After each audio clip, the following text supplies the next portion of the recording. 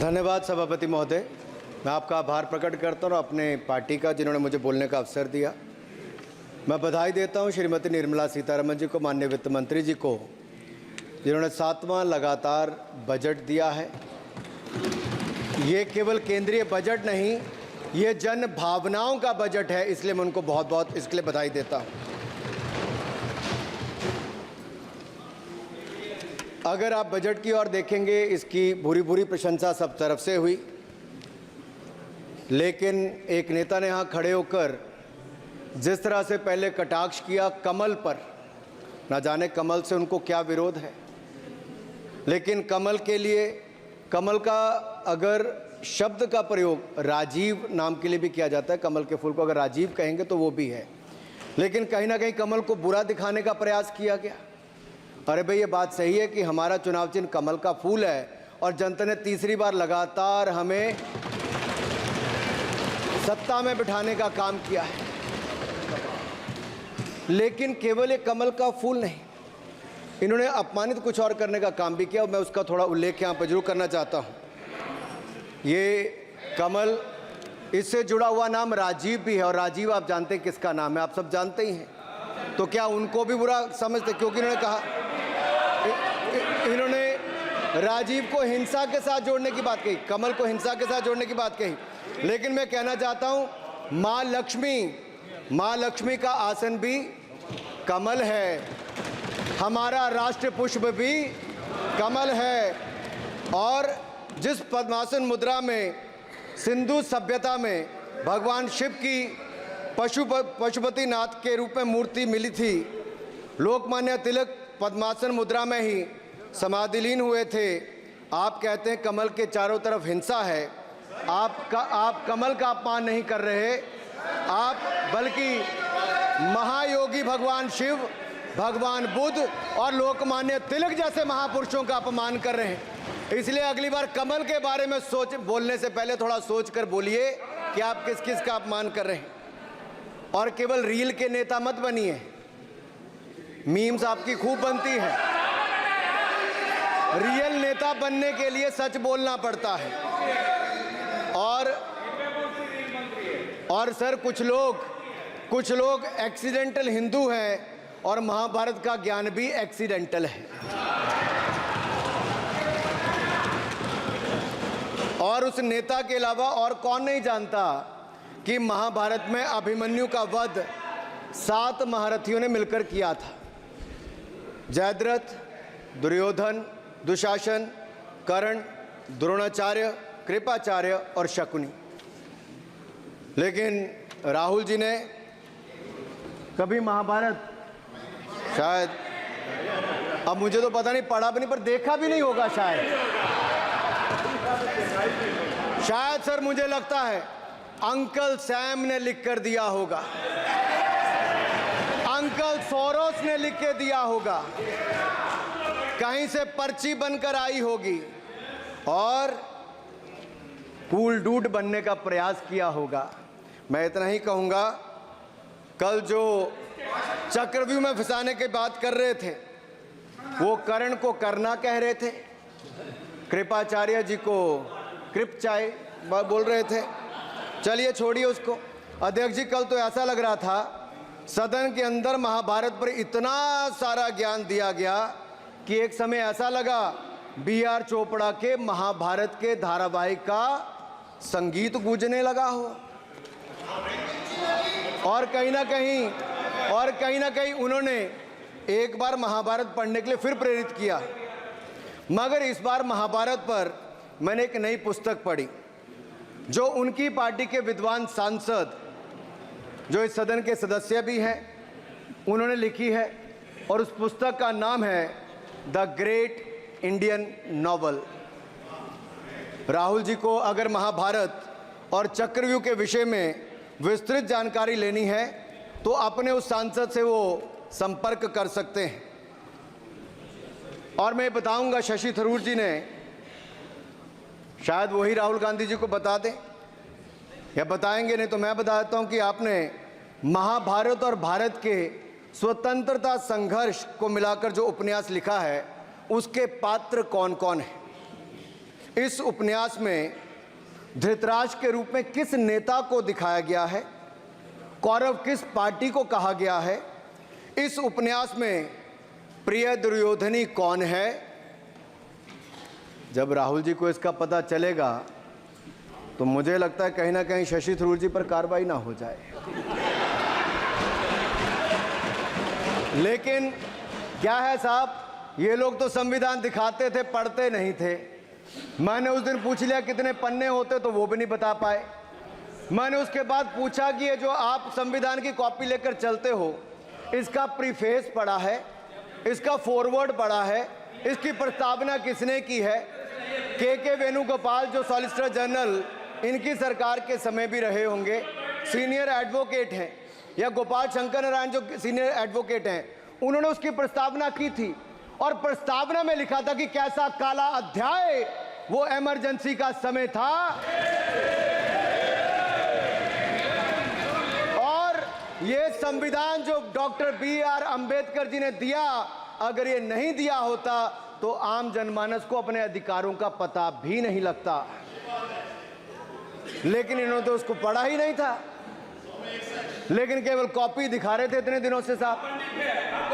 ऐसे ही महाभारत पर भी ऐसी हालत लग रही है। और मुझे लगता है, और नहीं तो गूगल दादा तो थे, इनसे पूछ लेते आप क्या करते हो साहब, साथ में कुछ बताया करो। सर इस उपन्यास के, माननीय सभापति जी, इस उपन्यास के मुताबिक जिस पार्टी के सर्वे सर्वा आप हैं, उस उपन्यास के वही कौरव पार्टी है। मैं अपनी तसल्ली के लिए कुछ पंक्तियों को यहां उद्धृत कर देता हूं। मैं कोट कर रहा हूं सर, पेज नंबर 245 से। The India of which Dhritarashtra assumed the leadership on 15th August 1947 had just been through a cathartic process of regeneration, another stage in this endless cycle. अब 15 अगस्त 1947 को प्रधानमंत्री के रूप में मोदी जी तो नहीं थे, और ये कह रहे हैं कि जिन्होंने 15 अगस्त 1947 को उस समय वो सत्ता ली थी, वो धृतराष्ट्र थे। तो धृतराष्ट्र किसको कहा गया? धृतराष्ट्र को किसको कहा गया? अब आपने मुझे बांध रखा है। कल स्पीकर ने कहा है, स्पीकर महोदय ने कहा कि उस समय के लोगों का नाम नहीं लेना। तो प्रथम प्रधानमंत्री जी को धृतराष्ट्र मैंने नहीं कहा, इनके अपने ही सांसद ने अपने ग्रेट इंडियन नॉवल में कहा है। शशि थरूर जी कहाँ हैं? कहीं छिप तो नहीं गए? आज शो कॉज हो सकता है। फिर देखिए प्रिय दुर्योधनी और धृतराष्ट्र के विषय में क्या लिखा है। I quote from page 293। In Delhi blind Dhritarashtra ruled with Priya Duryodhani by his side and he pledged the nation not so much to the gas and hot water of his Fabian preceptors but to smoke and steam of the modern industrial revolution. Their ancestors had denied this country. Sir ये सबको पता है कि इस देश के एकमात्र Fabian Samajwadi कौन थे, और ये फैबियन समाजवादी कौन थे उसके बारे में किसी और ने नहीं, आपके ही सांसद ने लिखा है। अरे वाह, इसमें तो आगे इमरजेंसी की चर्चा भी है, और जिसे इंदिरा गांधी जी ने थोपा था। और इमरजेंसी के लिए उपयोग किया है। Saugata dada, you are not Shashi Tharoor, please. ये देश इनकी यातनाओं का सर भुगत भोगी रहा इमरजेंसी के समय।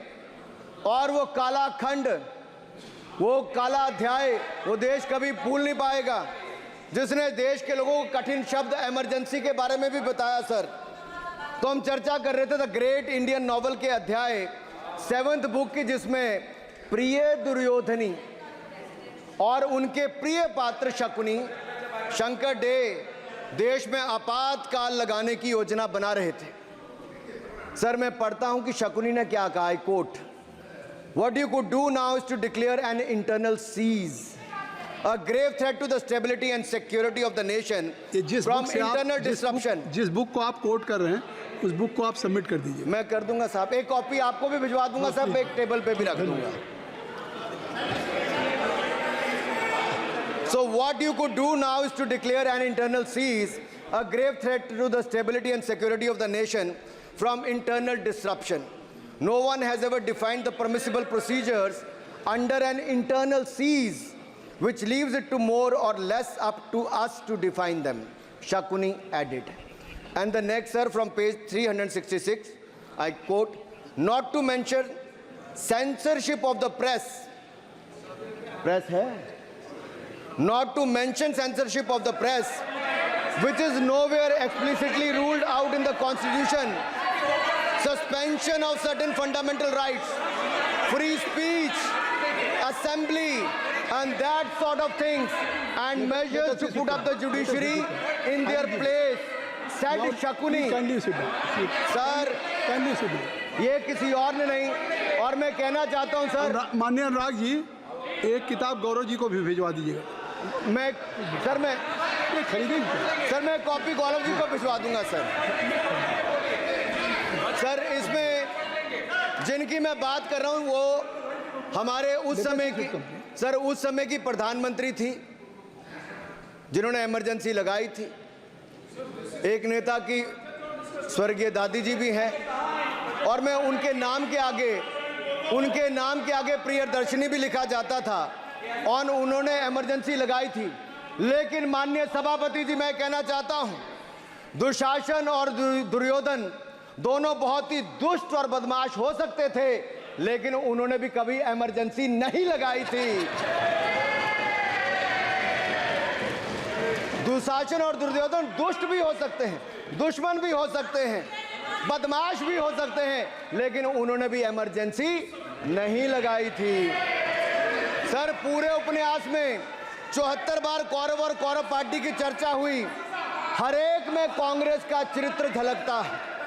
राहुल जी सदन में हजारों साल पूर्व हुए महाभारत की कहानी सुना रहे थे, मगर उनकी अपनी पार्टी के पढ़े लिखे एक विद्वान, पूर्व मंत्री और सांसद आज के महाभारत की कहानी लिखते हुए बताते हैं कि कौन कौरव था, कौन शकुनी था, कौन धृतराष्ट्र था, कौन दुशासन था, कौन दुर्योधन था, कौन कर्ण था। जरूर पढ़िएगा, सबके किरदार उसी में मिलने वाले हैं।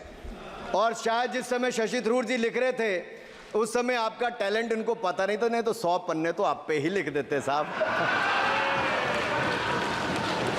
आप चाहते कार्रवाई हो जाए। माननीय सभापति जी,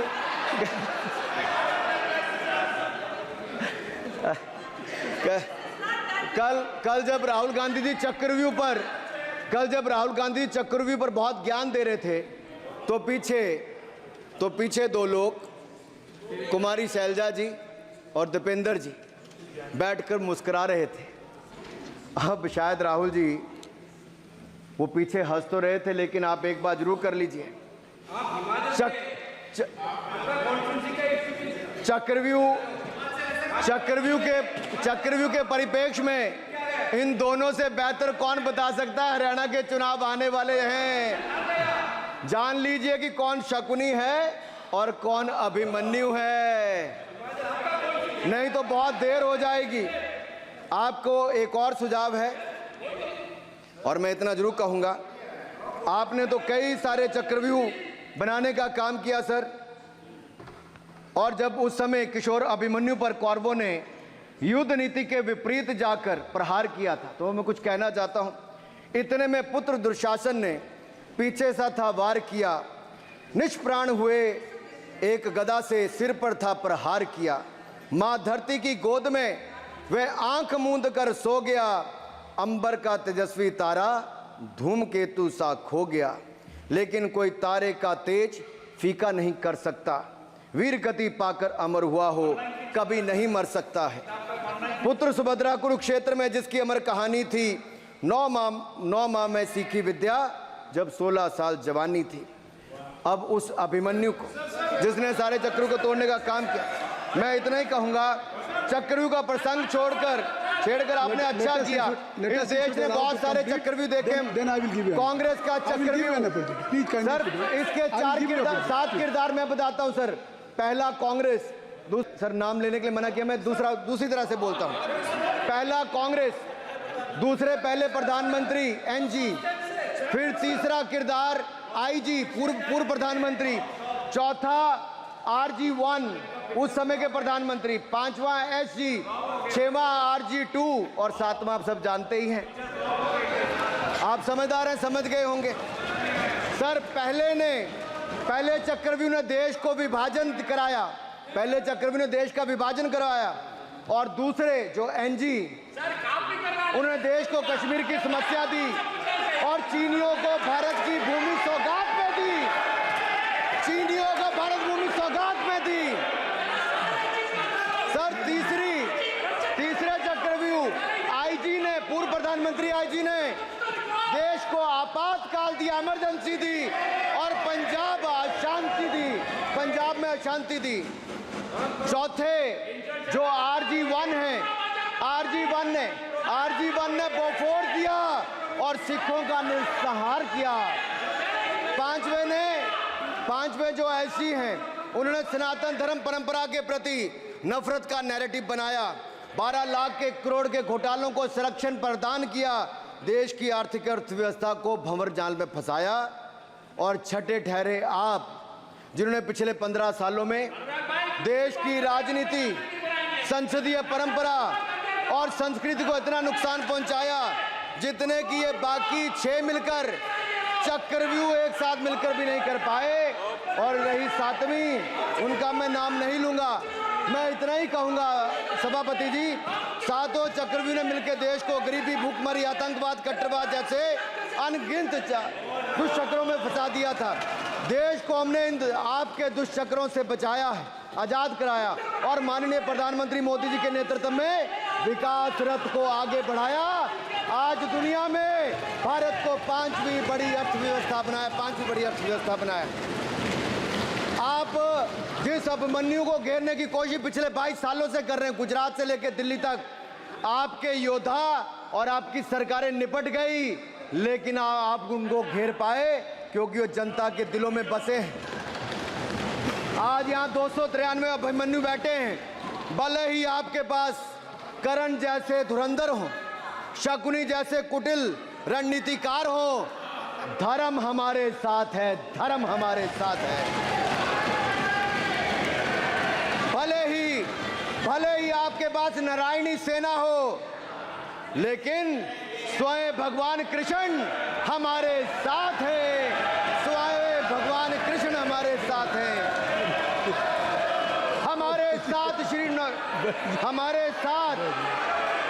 हमारे साथ श्री रघुनाथ तो किस बात की चिंता शरण में दिखाया।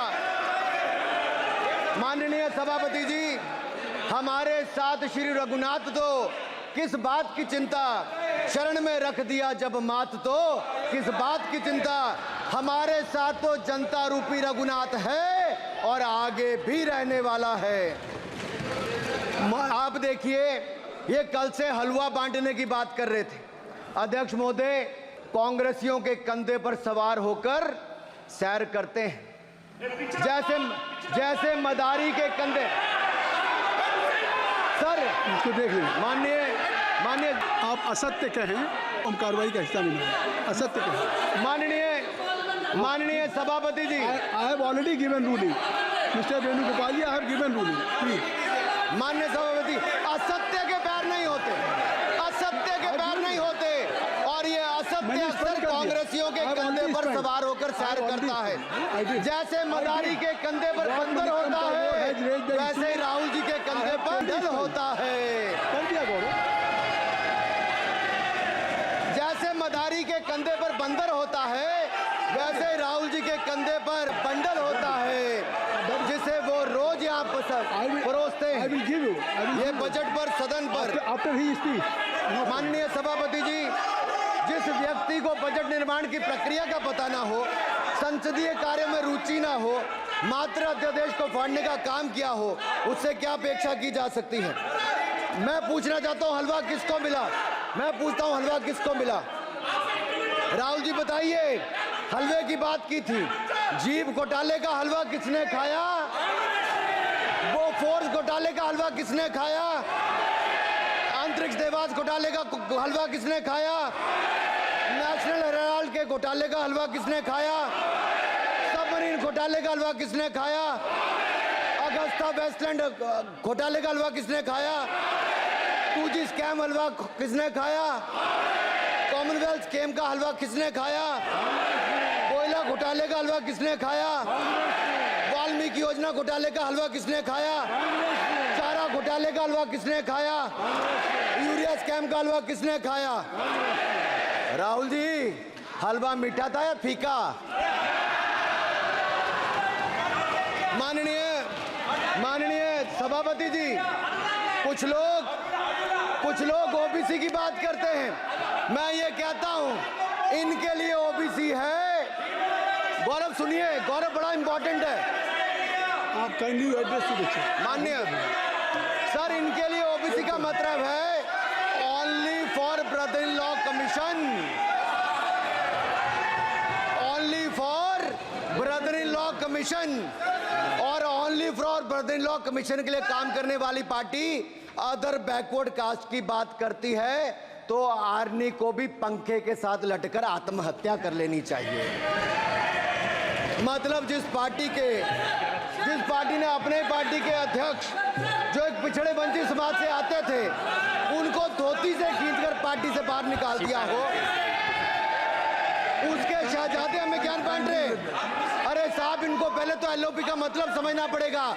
ये लीडर ऑफ प्रोपेगेंडा नहीं, लीडर ऑफ ऑपोजिशन है। इसका मतलब लीडर ऑफ ऑपोजिशन है। On behalf of Sir, ये लीडर kindly listen me. माननीय अध्यक्ष जी, माननीय अध्यक्ष जी, मैं जवाब आपका दे रहा हूँ। माननीय सभापति जी, माननीय मंत्री जी, एक मिनट चुप है। सुनिए, माननीय गौरव जी, आप या माननीय सदस्य जो कह रहे हैं, मैं समझता हूं कि माननीय राहुल जी एलओपी, उन्होंने भी बात कही सरकार पे या सरकार के मंत्रियों के लिए नाम लिया, तो उसका जवाब अगर वो दे रहे हैं, अनपार्लियामेंट्री वर्ड जो होगा उसको मैं स्पंज करता हूँ। मैं अनपार्लियामेंट्री अनुराग ठाकुर जी। सर, माननीय अध्यक्ष जी, माननीय सभापति जी, आप देखिए, मैं इतना ही कहना चाहता हूं, क्या बंद कर दें, क्योंकि एलओपी का मतलब लीडर ऑफ प्रोपेगेंडा नहीं, लीडर ऑफ ऑपोजिशन होता है। अब संधि है, ठीक है, असत्य है, निराधार। जी सर, जी, उसके ठीक है, निराधार है सर। ओबीसी की बात, जनगणना की बात बहुत की जाती है। माननीय सभापति जी, जिसकी जात का पता नहीं वो गणना की बात करता है।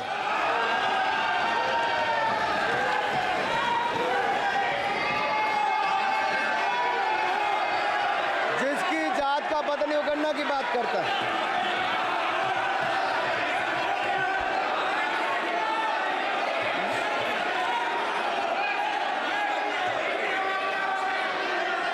माननीय सभापति जी,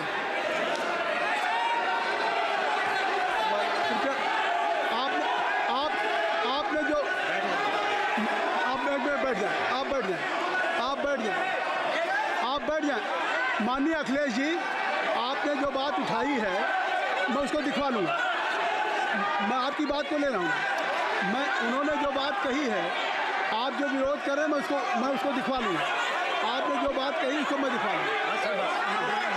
अनुराग जी, माननीय सभापति जी, कृपया आप लोग बैठ जाएं। अच्छा, आप बैठ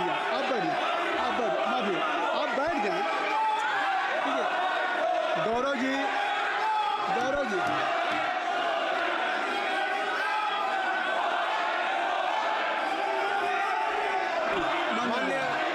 माननीय सभापति जी, मैं आपको याद कराना चाहता हूँ, इसी सदन में एक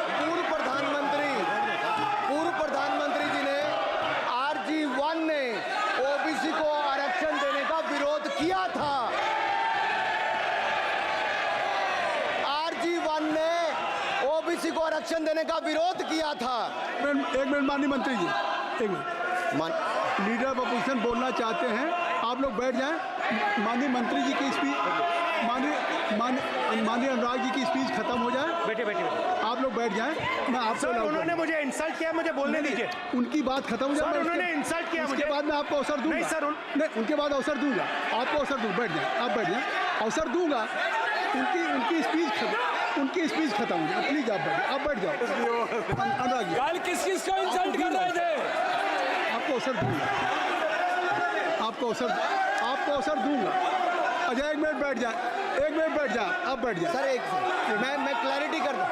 सर मैंने कहा एक मिनट बैठ जाए, आप सर, एक मिनट मैंने एक मिनट कहा- बैठ जाए, आप सब लोग बैठ जाए।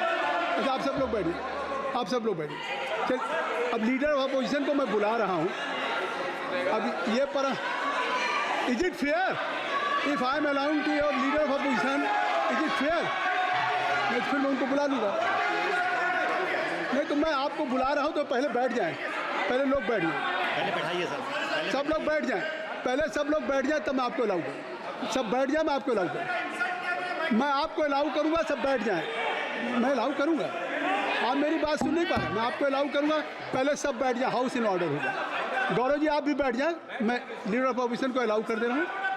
अगर आप ये कह रहे हैं कि हमें इंसल्ट किया गया, मैं बिल्कुल आपको अलाउ कर रहा हूँ, सर दीजिए सर, बोलने दीजिए सर, मैं आपको allow- बोलने दीजिए सर, ऐसा नहीं बोल सर रहा। बोलने दीजिए सर। मैं आपका नाम तो लूँ, राहुल गांधी जी। स्पीकर सर देखिए, जितना मेरा आप लोग इंसल्ट करना चाहते हैं आप खुशी से करिए, आप रोज करिए, मगर एक बात मत भूलिए, जाति जनगणना को हम यहां पास करके दिखाएंगे। धन्यवाद। बताओ ना जितना क्या हो। इंसल्ट करना है करिए, श्री मैं अनुराग खुशी जी, से लूंगा। अब हो गया। अरे तो अपनी जाति भी दिखनी पड़ेगी उसमें। अब चुप रहें। श्री अनुराग ठाकुर जी, अब देखिए हमने समय दे दिया, अब आप बैठे। ये तरीका नहीं है, नहीं ये तरीका है, आपको हमने टाइम दे दिया। क्या? आप बैठ चुके हैं, आप बैठ चुके, ये नहीं आप बैठ चुके। श्री अनुराग ठाकुर जी, सर मुझे लगता था कि इनको भाषण देने से पहले पर्ची आती होगी, हमने आपको लेकिन दादा- हर बार इंटरवेंशन के लिए पर्ची आती है अपने बलबूते पर। सर उधार की बुद्धि से राजनीति नहीं चलती है, उधार की बुद्धि से राजनीति नहीं चलती है। यहाँ पर्ची लेने से काम नहीं चलता है। कम बैठो। आप बोल के हटते हो, फिर पर्ची आती, फिर बोलते हो, ऐसे कैसे चलता है? माननीय अध्यक्ष जी, माननीय सभापति जी, एक minute. I am not yielding sir, I am not yielding sir. बिठा के आपको बिठाया बुलाए, अब मैं नहीं करूँगा।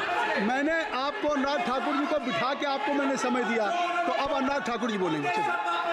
सर मैं इतना ही कहूंगा, उधार की बुद्धि से राजनीति नहीं चलती है। आजकल कुछ लोगों पर जातिगत जनगणना का भूत सवार है सर, लेकिन मैं इतना कहूंगा सर मैंने क्या कहा था सर माननीय सभापति जी, मैं गंभीर बात कर रहा हूं, ये नहीं सुन रहे हैं। मैंने कहा था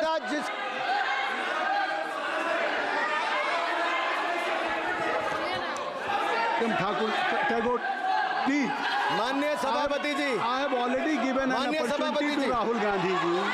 राहुल गांधी जी अपनी उन्होंने he has express his feeling, जो उनको था।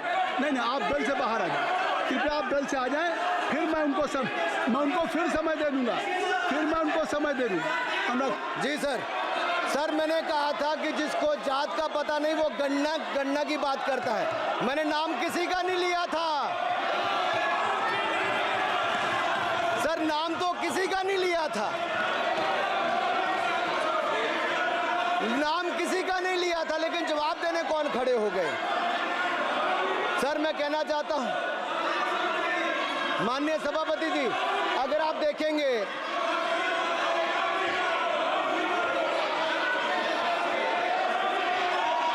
मैंने अनुराग जी को बिठा के मैंने माननीय राहुल गांधी को समय दिया, मैंने अनुराग ठाकुर जी को बिठा के, तो कृपया आप लोग जब एलओपी को टाइम मिल गया तो आप सदन में व्यवधान नहीं। अब फिर बोलना चाहते हैं आप, खड़े हो जाइए, आप फिर बोलना चाहते हैं, खड़े हो जाइए, चलिए खड़े हो जाइए, आप लोग जाइए बिल से बाहर। LOP please, LOP I am giving, तो आप बिल से तो जाइए। सर स्पीकर सर अगर मैं आपके एलओपी को टाइम दे रहा हूं तो आप ये क्या मतलब है?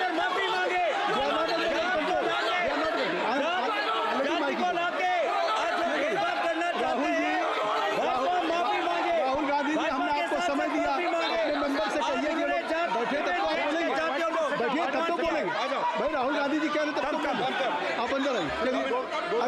हाईवे सबको ले जाइए प्लीज। सर माइक लीजिए सर। एक मिनट माइक मिल जाएगा आपको, माइक मिल जाएगा। बेल खाली कर दीजिए। इतनी अच्छी वर्षा पूरा देश इतनी अच्छा बजट पे स्पीच दे रहा है। You have already spoken. Rahul ने कह दिया अभी हम अब आप अपने लीडर का सम्मान करें। हमने आपके लीडर को दूसरी बार फिर बुला रहा हूं, आप अपने लीडर का सम्मान करें। हाउस के एलओपी हैं और अगर मैं उनको दूसरी बार बुला रहा हूं, उनको बिठा दिया माननीय सदस्य को, तो कृपया आप लोग तो कम से कम इस बात को महसूस करें। मिस्टर केसी नहीं, please don't be mister Rahul Gandhi आप लोग बैठे। राहुल स्पीकर सर, बोलने का मन क्या था? स्पीकर सर, सर माइक नहीं सर, माइक यहाँ से नहीं जाता। स्पीकर सर, मैं नाम जो ले भी दूंगा, माइक आ जाएगा। स्पीकर सर, जो भी इस देश में दलितों की, आदिवासियों की, पिछड़ों की बात उठाता है, जो भी उनके लिए लड़ता है, उसको गाली खाना ही पड़ता है। और मैं ये सब गालियां खुशी से खाऊंगा, क्योंकि महाभारत की बात हुई तो महाभारत में अर्जुन को सिर्फ मच्छी की आंख दिख रही थी, उसी प्रकार मुझे सिर्फ मच्छी की आंख दिख रही है। जाति जनगणना हम करा के दिखाएंगे। खत्म। आपको जितनी गाली देनी है आप दीजिए, हम खुशी से लेंगे। धन्यवाद। गौरव, धन्यवाद। श्री अनुराग ठाकुर जी। गौरव जी, नहीं गौरव जी, आप देखिए। गौरव जी, आपको हमने समय दीजिए। खत्म हो जाएगा सर। श्री राहुल गांधी, खत्म हो जाएगा सर। श्री राहुल गांधी प्लीज राहुल गांधी जी, ये तय कर ली। मुझे जब आप चाह रहे हैं मैं आपको बोलने का अवसर दे रहा हूं। हाँ सर, तो कम से कम गौरव जी आपके बोलने के बाद ऐसी परिस्थिति न क्रिएट करें कि स्पीकर सर, सदन को चलाने की जिम्मेदारी जितनी सत्ता पक्ष की है उतनी प्रतिपक्ष भी है। अनुराग ठाकुर जी ने मुझ पर गाली दी है। नहीं, कोई बात मुझे सर बोलने दीजिए सर। मुझे उनको बोलने सर अनुराग ठाकुर जी ने मुझे इंसल्ट किया है, मगर मैं अनुराग ठाकुर जी से कोई माफ़ी नहीं चाहता हूं। मुझे कोई माफ़ी की ज़रूरत नहीं है। मैं लड़ाई लड़ रहा हूं। जितनी आपको गाली देनी है मैं आपसे कभी माफ़ी नहीं मांगूंगा। मुझे आपकी माफ़ी नहीं चाहिए। राहुल गांधी जी, मैं चेयर पे हूँ और चेयर का काम है कि अगर कहीं भी कोई असंसदीय या किसी को गाली दी गई तो मैं उसको देखूंगा, मैं उसको कार्रवाई निकालूंगा। मिस्टर के उसको निकलवाऊंगा। ठीक है, आप नहीं कर रहे हैं, लेकिन अगर दी है तो मैं उसको कार्रवाई का हिस्सा दिखवा के उसको स्पंज करूंगा। ठीक, आपने कह दिया। सुन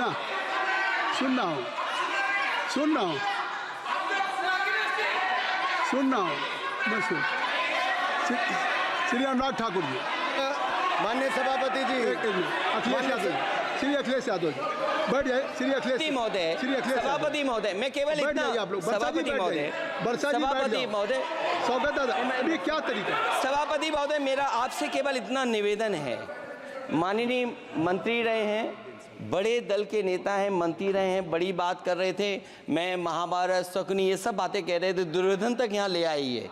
मैं केवल सभापति महोदय इनसे ये पूछना चाहता हूँ, आपने जाति कैसे पूछ ली है बताइए बस।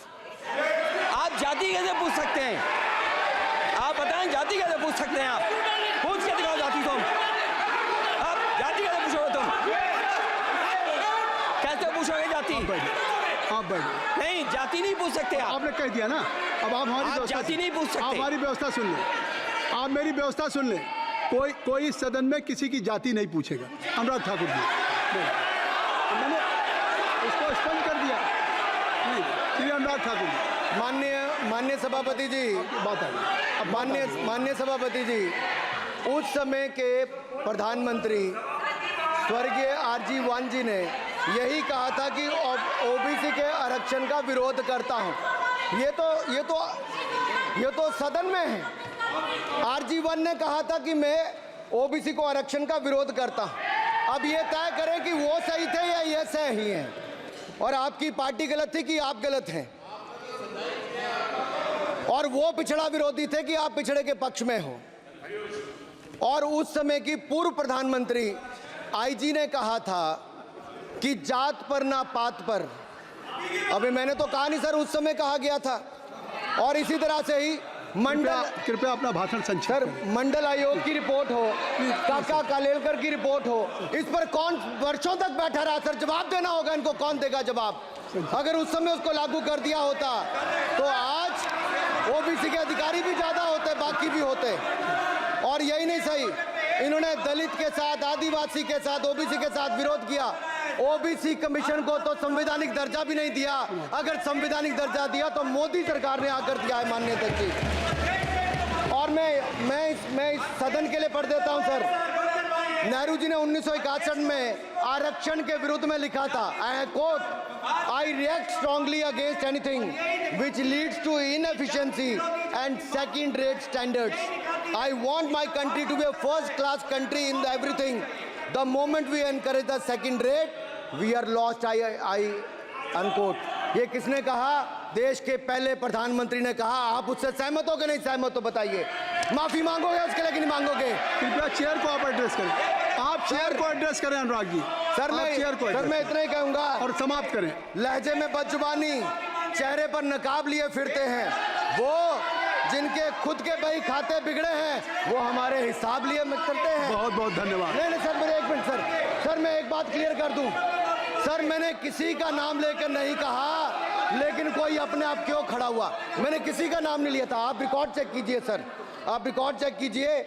और सर ये सारी बातें अगर आप देखेंगे, सबका साथ सबका, मैं रिकॉर्ड दिखवा लूंगा। आप दिखाइए सर। सबका साथ सबका विकास हमने किया सर। अगर अल्पसंख्यक के रूप में अगर किसी को राष्ट्रपति बनाया गया तो कलाम साहब को अटल बिहारी वाजपेयी जी की सरकार में बनाया गया। रामनाथ कोविंद जी को एससी समाज से आते थे, राष्ट्रपति बनाया गया तो मोदी जी की पहली सरकार में बनाया गया। एक महिला ट्राइबल को अपनी क्षमता के आधार पर अगर देश का राष्ट्रपति बनाया गया तो द्रौपदी मुर्मू को हमारी सरकार। अगर ओबीसी प्रधानमंत्री है तो आज माननीय प्रधानमंत्री मोदी जी। आज सबसे ज्यादा मंत्री एससी एसटी ओबीसी है तो हमारी सरकार में सर मैं इतना ही कहूंगा। समाप्त करें सर। मैं 2 मिनट में खत्म। Sir 2 minute sir. MSP sir, ये एमएसपी की बात कर रहे थे सर। एमएसपी कौन लाया? एमएसपी सर 61 के युग में, उस समय के पहले प्रधानमंत्री जी ने लाए, लेकिन इन्होंने उसको गारंटी क्यों नहीं दिया भाई? 61 के बाद 66 में आप लाए। आप इतने सालों तक क्या करते रहे? क्यों नहीं आपने प्रावधान उसका किया? सर दूसरा मैं कहना चाहता हूं, कर्नाटक में 1200 किसानों की आत्महत्या की। 1200 किसानों ने गए आप मिलने के लिए। कितने एससी एसटी ओबीसी थे? कितने एससी एसटी ओबीसी थे? सर वहां के ओबीसी का पैसा, एससी एसटी का पैसा, उनका बजट 34% कर्नाटक में खत्म करके अलग कर दिया गया। पूछा आपने क्या उनसे? कौन किया? और सर यही नहीं, मैं पूछता हूं सर मैं पूछता हूं इनमें से सर। अब आप संक्षिप्त समाप्त करें। आप समाप्त सर एक मैं कहना चाहता हूं सर आप देखिए ओबीसी के लिए आज ओबीसी का कोटा खत्म करके अगर मुसलमान को आरक्षण देने की बात कोई करता है तो आपकी आंध्र कर्नाटक आपके कहने पर वो लोग करने की बात करते हैं। आप यहाँ पे ओबीसी की बात करते हो सर। माननीय सभापति जी, मैं एक बात और कहना चाहता हूँ यहाँ पर। एक बात सर, अग्निवीर की बात कही गई और अखिलेश यादव जी ने मेरा नाम लेके कहा। सर मैं हिमाचल प्रदेश से आता हूँ, बहुत छोटा राज्य, 70 लाख की आबादी है सर। देश में कारगिल के समय सबसे ज्यादा शहादत दी तो हिमाचल के वीर सपूतों ने दी। 4 परमवीर चक्र विजेता हुए, 2 हमारे यहाँ से हुए। 1 रैंक 1 पेंशन ये बात 40 साल तक इन्होंने दी सर। अगर दी तो प्रधानमंत्री नरेंद्र मोदी जी ने आकर दी। और यही नहीं सर, अग्निवीर योजना में 100% एम्प्लॉयमेंट की गारंटी है और हमारी 100%। सर एक बात अंत में लास्ट बात कह रहा हूँ सर, ये लास्ट है सर। मैं एक बात, ये आखिरी बात कह रहा हूँ सर, युवाओं के लिए बजट में बहुत कुछ है, नौकरी से लेके इंटर्नशिप से लेके बाकी सब। मैं निर्मला जी को और प्रधानमंत्री जी को बहुत बहुत उसके लिए बधाई देता हूं। सर, स्पेस सेक्टर के लिए 1000 रुपये वेंचर कैपिटल फंड भी दिया गया। सर, जिस देश में स्पेस के नाम पर शायद बहुत कम कुछ दिखता था, आज चंद्रयान मिशन की सफलता के कारण दुनिया का पहला देश भारत बना है। सर, यही नहीं सर, इनके समय हेमराज का गला रेत कर ले गए थे, वापस नहीं लाए थे। हमने सर्जिकल स्ट्राइक करके अपनी सेना को मजबूत किया है। सर, डॉक्टर प्रदीप, स्टार्टअप में सर हम नंबर 1 बने। सर आखिरी लाइन है सर 30 सेकंड। सर आखिरी लाइन सर, ये कहते हैं देश में डर का माहौल।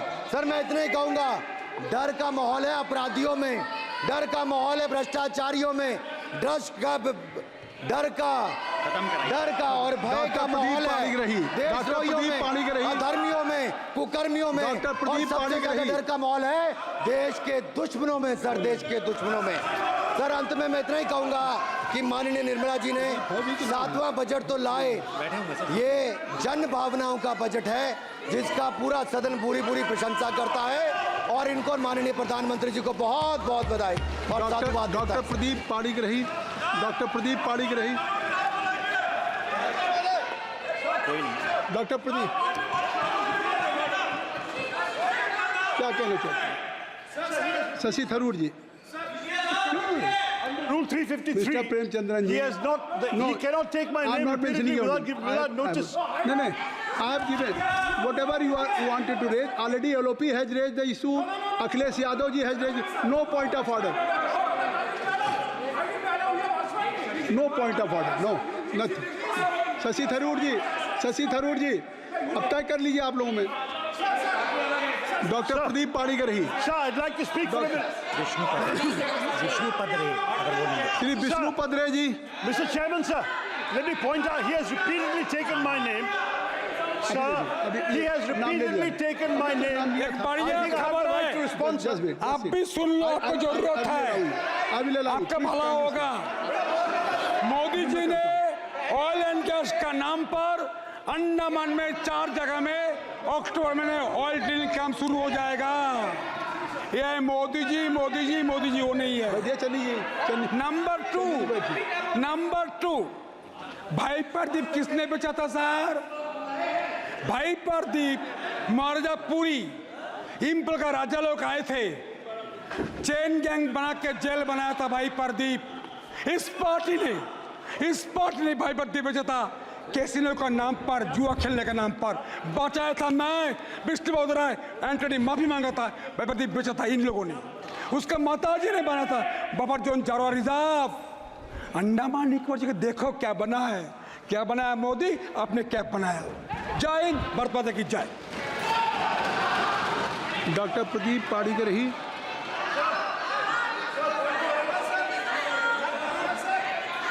सर क्या चाहिए बताइए, क्या चाहिए सर? नहीं क्या चाहिए? नहीं है तो छोड़ दीजिए, महामंत्री को खड़ा करते हैं ना, फिर मंत्री जी को बुला लीजिए। शशि थरूर जी। लो सुन लो सर, ये 353 allegation. Sir, I just want to point out, sir, that under rule 353, the honourable member has no business taking my name repeatedly without providing notice, sir. And the notice was not given.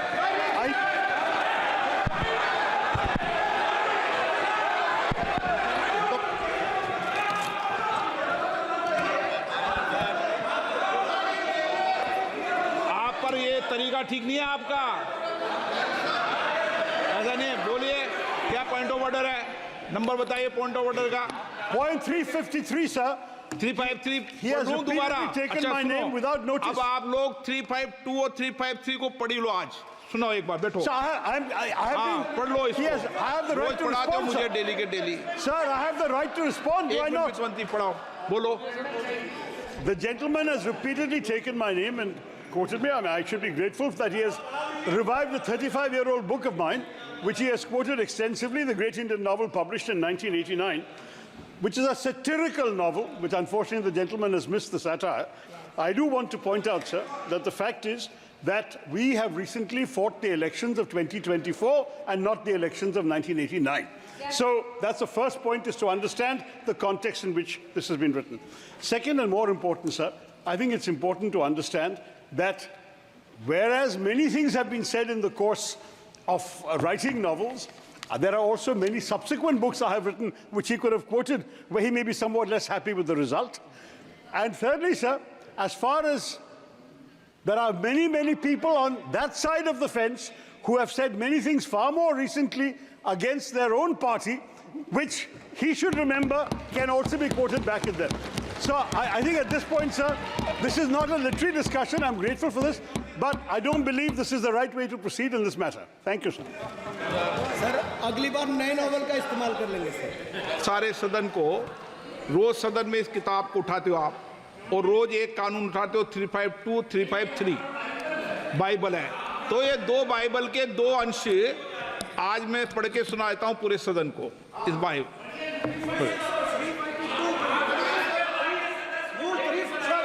I was raising a point of order at the time of the debate made by Sri Anurag Singh Thakur ji, and the chair has assured me that I will give an opportunity. That is under Rule 356 and read with Rule 353 and also 376. एक minute. Sir, one second. What is the purpose of the point of order? When a debate, there is no mic. आपको मैंने allow नहीं किया. Allow करो. नहीं. Sir, one second. एक Premchandra ji please. माननीय वित्त मंत्री जी, प्लीज बेटे नहीं.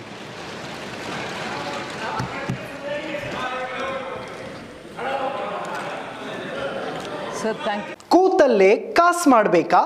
ಸ್ಟಾಕ್ ಮಾರ್ಕೆಟ್ ಟ್ರೇಡಿಂಗ್ ಮಾಡ್ತೀರಾ? ನಿಮಗೆ ಪ್ರಾಫಿಟ್ ಪಕ್ಕಾ fix. Stock fact app download ಮಾಡಿಕೊಳ್ಳಿ. Basic to advance stock expert ನೀವಾಗ್ತೀರಿ. 3 ಮಂತ್ಸ್ ಕಂಪನಿಗಳ ರಿಸಲ್ಟ್, ಕ್ರೆಡಿಟ್, ಇನ್ಕಮ್ ಎಲ್ಲವೂ ನಿಮ್ಮ ಅಂಗೈಯಲ್ಲಿ. ಟೆಕ್ನಿಕಲ್ ಮಾಹಿತಿ, ಕ್ಯಾಂಡಲ್ ಸ್ಟಿಕ್, ಇಂಡಿಕೇಟರ್ಸ್ ಮಾಹಿತಿನೂ ನಿಮಗಿರುತ್ತೆ. Fundamental plus technical pin to pin details ನಿಮಗೆ ಸಿಗುತ್ತೆ. Market analysis ಕಲಿತೀರಾ? ಷೇರು ಮಾರುಕಟ್ಟೆ ಅಡ್ವಾನ್ಸ್ ಡೀಟೇಲ್ ನಿಮಗೆ ಸಿಗುತ್ತೆ. ಮಾರ್ಕೆಟ್ ಹಣ ಮಾಡೋ ಟ್ರೆಂಡ್ ಕ್ಷಣಕ್ಕೂ ಅಪ್ಡೇಟ್ ಆಗುತ್ತೆ. ಷೇರು ಪರ್ಚೇಸ್, ಫ್ಯೂಚರ್ ಆಪ್ಷನ್ಸ್, ಹೂಡಿಕೆಗೆ ಬೆಸ್ಟ್ ಮೆಂಟರ್ ಈ ಸ್ಟಾಕ್ ಫ್ಯಾಕ್ಟ್ ಆ್ಯಪ್. ಇನ್ಯಾಕೆ ತಡ, ಬೇಗ ಆ್ಯಪ್ ಡೌನ್ಲೋಡ್ ಮಾಡಿಕೊಳ್ಳಿ. ಮಾರ್ಕೆಟಿಂಗ್ ಕಿಂಗ್ ಆಗಿ ದುಡ್ಡು ಮಾಡಿ. ನಿಮಗೆ ಬಿಟ್ಟಿ ಅಡ್ವೈಸ್. Full free advice.